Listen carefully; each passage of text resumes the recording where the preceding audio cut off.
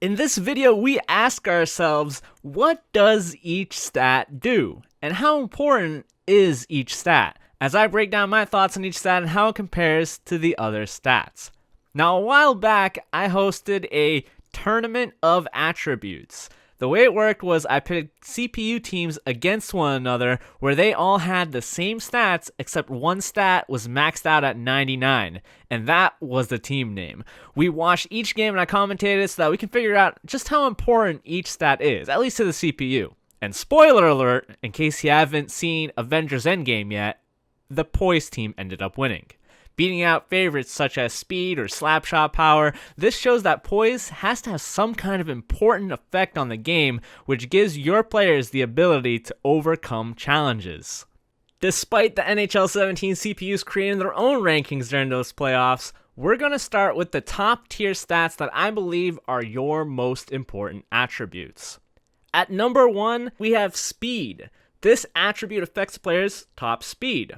Note that a player cannot sustain a top-end speed without high endurance. Speed and acceleration, 2 out of 3 skating stats, are the best stats in the NHL series because they affect both your players offensively and defensively. That's why I value them higher than shot accuracy and shot power. Now, compared to acceleration, I find that skating from one end of the ice to the other, whether it's like a breakout or your defenseman trying to get back to your zone, is way more important than winning those races to the puck when the puck is like 10 feet away from you. So that's why speed's at number 1, acceleration is number 2. Speaking of number 2, acceleration, this attribute affects how quickly a player reaches that top speed. If one has lots of acceleration, the player will get to their top speed faster than someone who has less acceleration but lots of top speed.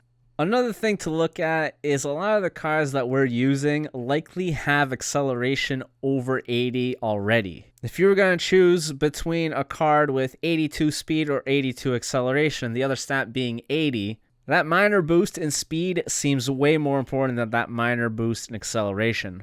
At number 3, we have shooting accuracy. Wrist shot accuracy and slap shot accuracy control how accurate these shots are. They go where you want them to go.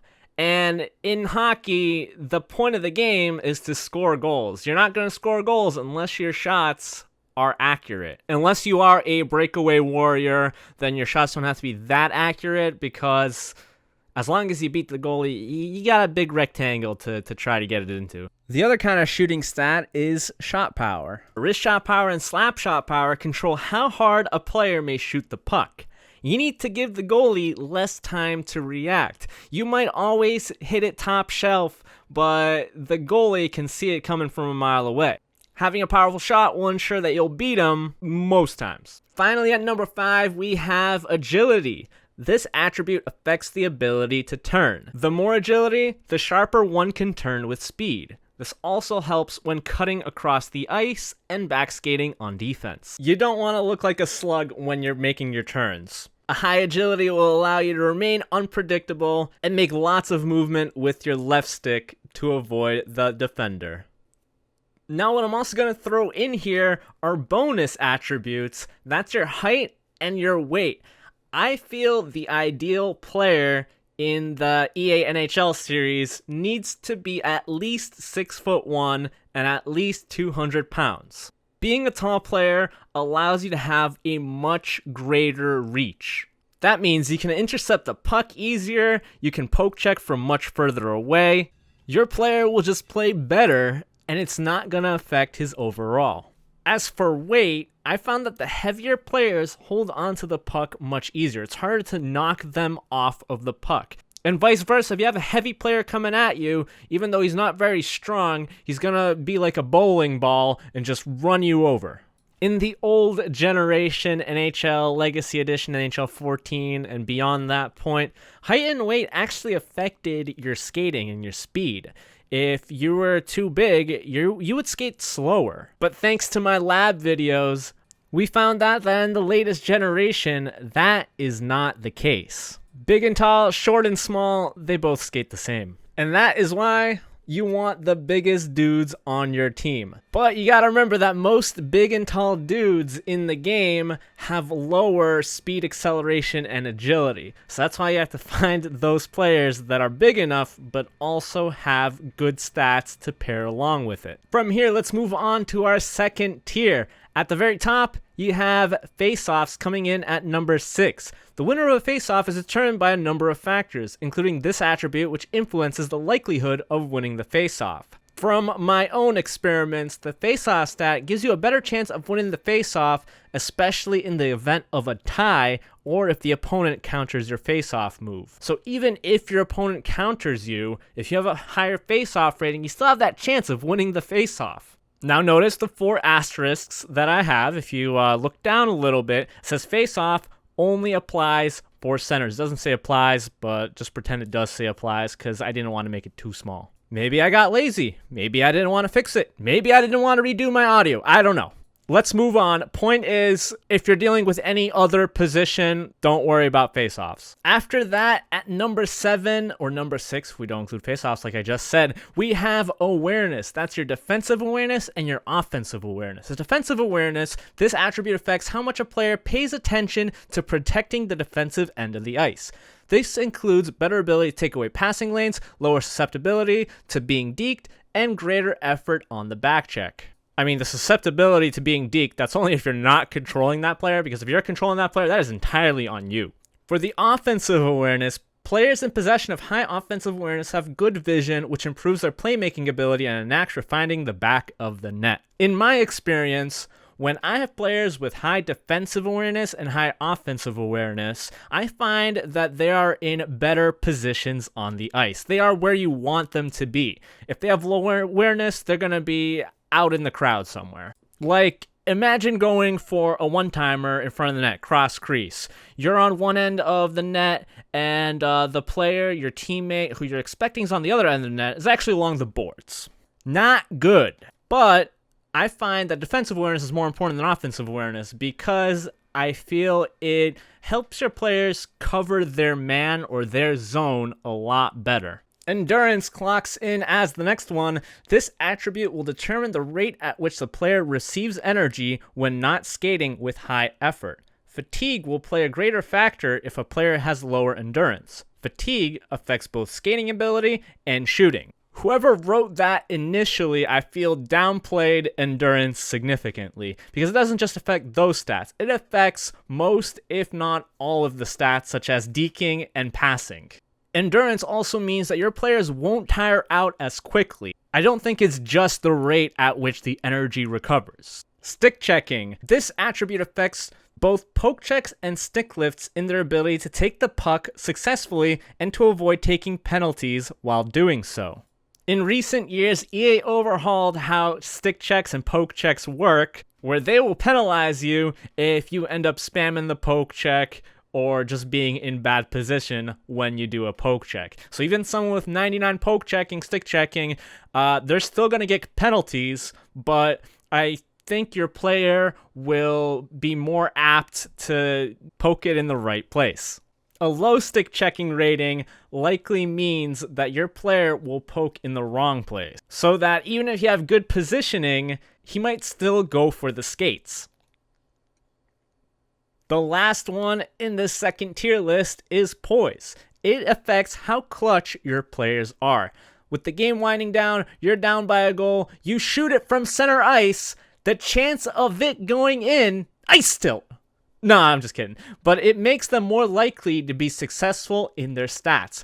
People state it only affects your AIs, but in a game full of AIs on both teams and you only controlling one player, poise should make a huge difference then as well.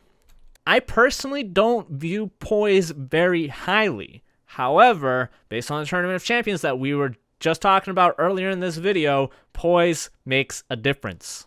So that's why I threw it here at the very end of the second tier. Let's go into our third tier, the middle tier. Depending on who you talk to, they may value these stats highly. However, in general, it's about the middle of the pack. The puck control stat affects a player's ability to maintain control of the puck through hits and stick checks. Puck control also determines whether or not one can do an on-knees deke on the breakaway. I don't know if that last part is true. This information must be coming straight from the developer, because I don't know who in their right mind would decide, you know what, today I'm gonna see what affects you getting tripped and being on your knees while on a breakaway. This attribute and balance kind of go hand in hand, so I'm going to explain my feelings on it once I go over balance. Balance affects a player's resistance from being knocked over on a hit, as well as their puck control. The more balance one has, the better their ability to stay on their feet. In this generation of hockey games, these two stats are more important than they were last generation. There are more bumps, more ways for your player to lose the puck, so you want him to try to hold on to it as hard as he can. Either that, or hold on to the LT L2 button. By doing so, you get like a plus 50 boost in these stats, because it's impossible to take the puck away from someone doing that. Now, the stat boost isn't true, but it certainly feels like that. Passing. The higher the passing attribute, the more accurate passes become. The passing attribute also affects the ability to make blind passes and increases the chance they will get passes through traffic, as well as making those passes easier to control from the receiving player. If you have a lower passing rating, the longer the pass that you're trying to make, the less chance that it's gonna go where you want it to go. A higher passing rating also means that your players are more likely to do a saucer pass, where you get elevation on the puck automatically when you're just doing regular passes. I noticed this when I was using a player like Joe Thornton, and it seemed like every pass that I was doing, he's got like a 90 plus overall passing rating usually. Like every other pass ended up being a saucer pass. He would flip the puck up a little bit, and it was pretty hard for the defenders to get the puck. Finally, we have aggressiveness. This attribute gives a bonus to hitting intensity. A big hit intimidates opponents, and in high-pressure situations, an intimidated opponent will have reduced shot quality, pass accuracy, and reduced aggression. People seem to believe that aggressiveness has a defensive use as well. When it comes to your AIs, aggressiveness may help with the distance your AIs are to the puck carrier and whether or not they'll go for the defensive play. In terms of goalies, the aggressiveness determines how far away from the net they play. Goalies with high aggressiveness may leave the net wide open more often. At this point in the video, we are getting into poop territory. No, I'm not talking about the quality of my video, but rather the quality of attributes that we have coming up here. The second to last tier.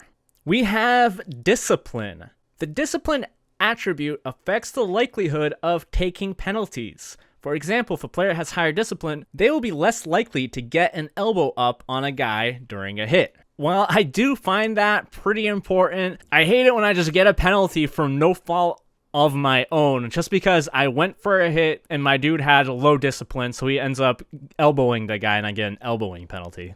But it's not something that I look for in my players. Maybe you're trying to build a team of the cleanest dudes out there, clean shaven, clean looks, very well disciplined, and they'll never pretty much disobey your orders. Hand-eye is up next. This attribute affects a player's deflections, batted pucks, one-timers, and their ability to pick up hard passes. All of that sounds nice and all, but I kind of view this stat as a bit of a luck stat. When you're going for deflections, when you're trying to bat the puck out of the air, you're really just trying to get lucky and hope that the puck goes in off of that play. It probably matters the most when it comes to one-timers, but I just don't think it makes that big of a difference. Strength is the last one in this group. This attribute is a modifier that affects shot power, fighting, checking, resisting hits, and board play. Strength will give you extra power in shots, punches, and hitting. Strength will also help with resisting hits. Strength affects the ability to pin players to the boards while initiating board play and the ability to slip free when one is being pinned in board play. It sounds like a lot until you realize they repeated a lot of things there, making it not as impressive as it sounds. So what is this modifier? You put in 50 points in strength, you get 1 point in each of those stats. I don't know. It's just not that noticeable. Outside of shot power and resisting hits, you don't even need any of the other stuff. So why not just look for a dude with better shot power and good balance? Finally, we enter the land of the poops, the worst stats in the game, the worst tier. At number 19, we have shot blocking, which, well, it's more useful than the other two, I'll tell you that. Shot blocking affects the speed in which a player gets up from a shot block and the type of block, a diving block on their stomach or a standing block straight up legs together, that they do. Players with a high shot block attribute will be more likely to do the diving shot block. So from what I'm reading here, shot blocking doesn't exactly affect your player wanting to block the shot, just how he does it and how fast he recovers, both of which I don't care about. So that's why shot blocking is in this tier. Durability is after that, and shot blocking, okay, I mean, recovery maybe a little bit. If I block the shot, I kind of want him to go for the puck and get the breakaway. But then durability, this attribute decreases the chance of an injury. In EA Sports Hockey League specifically, you can play through all injuries, but they will result in a temporary attribute reduction to your player, never lasting beyond the end of that game. Unless you get it maybe like a minute before the end of the game. But those injuries, they go away. Maybe in Be a Pro or franchise mode, this stat could be more useful because you don't want your players sitting out for too long. But in the competitive game modes, this stat means nothing. Last and certainly least, we have fighting. Fighting, along with strength, this attribute will affect punching power. Well, it also affects the ability to take more punches. Wow. Which is just in the fighting minigame. Which, if you play the game normally, hardly ever happens. Which, if you win, doesn't change the course of the game at all. Especially not at the start of the period where everyone has full energy. But you know what? It's nice to win the fight and get full energy back. It's nice. In my opinion, what matters more isn't the fight itself, but instigating, creating the fight. If some guy lays a really big hit on your guy and you see that you could start a fight, you want to do that if the opponent has possession of the puck, because the play is stopped, it's going to end up as a face-off where you can take the puck back. Pro tip on fighting from Brianstormed right there. Does not work in a high school cafeteria. I can vouch for that too. But yeah, that right there is how I rank each of the stats or attributes in NHL 20. Let me know what you guys think, how you think that these stats should be ranked. I left a poll in the description below. You can check it out, and when it's ready, I will post the results as a pinned comment to this video, or I'll let you guys know over at my Twitter when it's ready.